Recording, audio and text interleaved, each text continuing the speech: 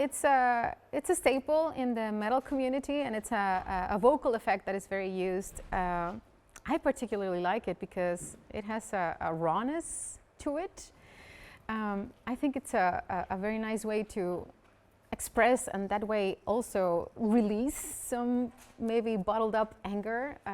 So in a way, it's also like a sort of coping mechanism for frustration. So yeah, I really like it.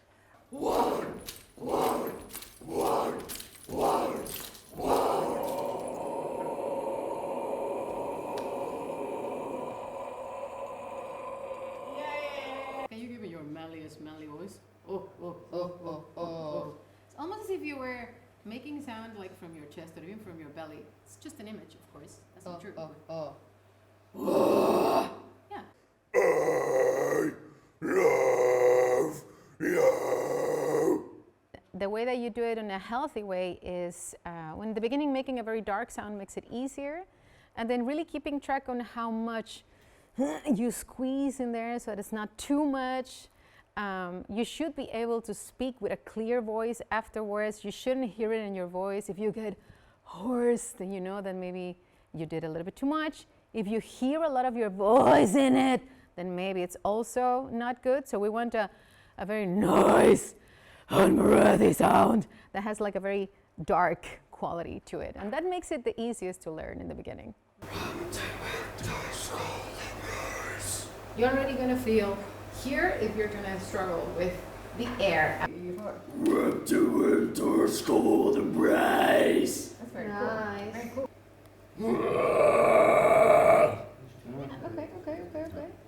I think if you go into the history of screaming in music, it has a much longer history than metal, but it's become an integral part of the alternative music scene, because it's actually the opposite of what people think about pop music, right? Pop music is nice, it sounds clear, and we're kind of the dark side of it, if you will, which means there needs to be a different sound to it, which in guitars is like high gain, high grit guitars, and that's basically the same thing that we do with our voice. So we make our voice gritty and dirty and rough and dark to kind of reflect that other side of the spectrum. Yeah, I have lots of. There is it never sounds nice. Yes, you know everyone. I love it.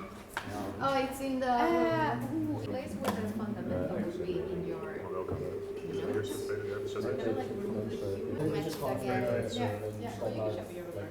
Even I can do it. Just I think the biggest misconception is the idea that we're a bunch of cavemen just doing stuff out of kind of only roughness, right? So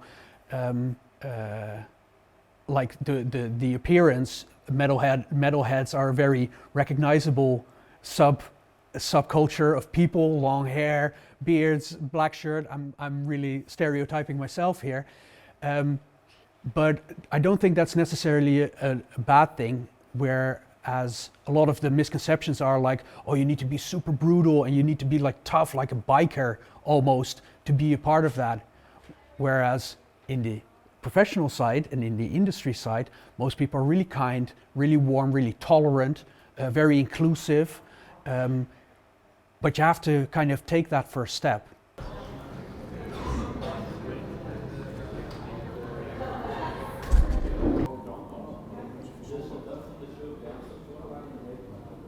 For me, it's a really big outlet of emotion.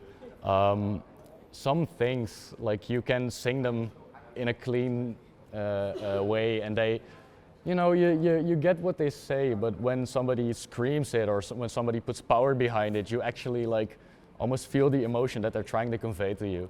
So to me, it's one of the most purest forms of emotion, because when you're happy, you scream. When you're scared, you scream. When you're angry, you scream. When you're sad, you start screaming. So it's really emotional, and I think it can help people a lot also with getting that emotion out. That's at least how it works for me.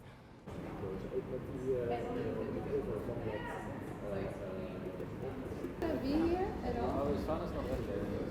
The living skills is today? My parents, it was really like, at first when I started practicing, like in the shower or something, and they would like hear it and they're like, what are you doing in there? Are you like summoning a demon or something? Or like, what the hell are you doing? But they're not the biggest fan of this style of music, but they support me in what I do. So yeah, that's always great.